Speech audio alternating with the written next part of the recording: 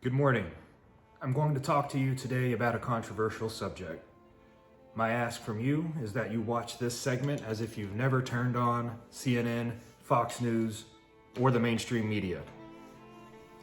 And what I will offer you is my perspective on COVID as a former data analyst and a fellow concerned citizen.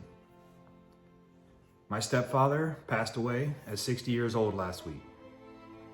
And now the elephant in the room. How did he die? Did he die of COVID? Was it unrelated? I'd like to know the truth. And I, as a citizen, expect the answer to those questions to be accurately reported by the state's medical institution for the sake of helping our country out of this pandemic. This shouldn't be a difficult thing to do. Assuming the person who died is COVID positive, we can use the autopsy results to flag the cause of death as one of three things: caused by COVID, where the evidence is obvious; unrelated to COVID, where the evidence is obvious that it wasn't, such as traumatic accidents, homicides, suicides, etc., and comorbidities, which gives us the benefit of the doubt that pre-existing illnesses, conditions, or diseases were made worse by COVID. If CNN and Fox News and the CDC would give us these numbers, as opposed to a singular COVID positive people who have died, well, that would be actual, honest, accurate, and unbiased reporting. But this isn't what we're seeing. What we're seeing instead is data analytics amateur hour.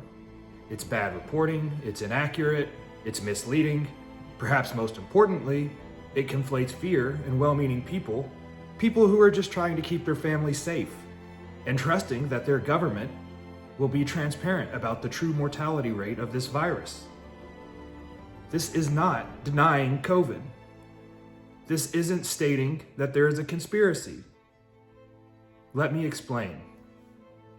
In the days before COVID, this is how hospitals tracked death.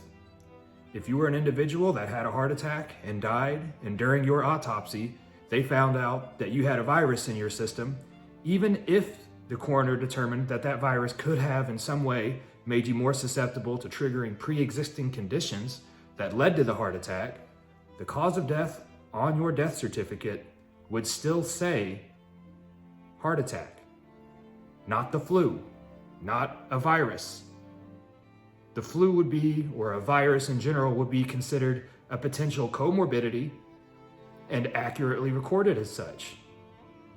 However, it would not be recorded as the cause of the death. That's the historical precedence. The reason I'm explaining this is because that's not how COVID deaths are being captured. If we captured deaths caused by the flu in this all-inclusive way, you would see astronomical numbers of death caused by the flu every year. Because we'd be counting every person out there who dies and has a trace of the flu in their system as killed by the flu. If that sounds stupid to you, that's because it is.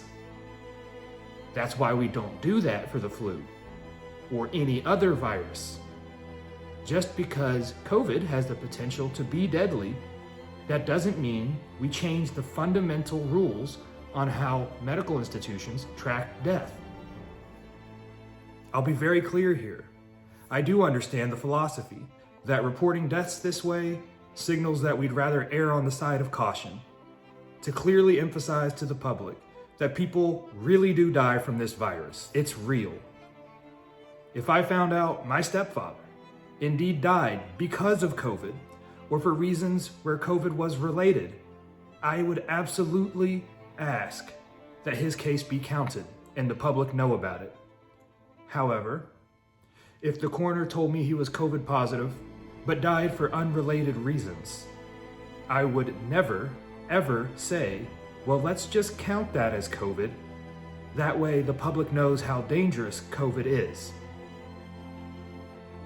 Not only is that terrible logic, it would be unethical and a lie. As we roll into our third year of this virus, there's no need for spin. There's no need for data manipulation. If we continue to count every human being who dies with COVID in their system as a COVID death and continue to pump out those numbers on CNN, on Fox, from the CDC, then we will continue to divide our country. We will continue the widespread erosion of trust in the science and healthcare institutions, not to mention our own state and federal government. I'd love to hear what you think.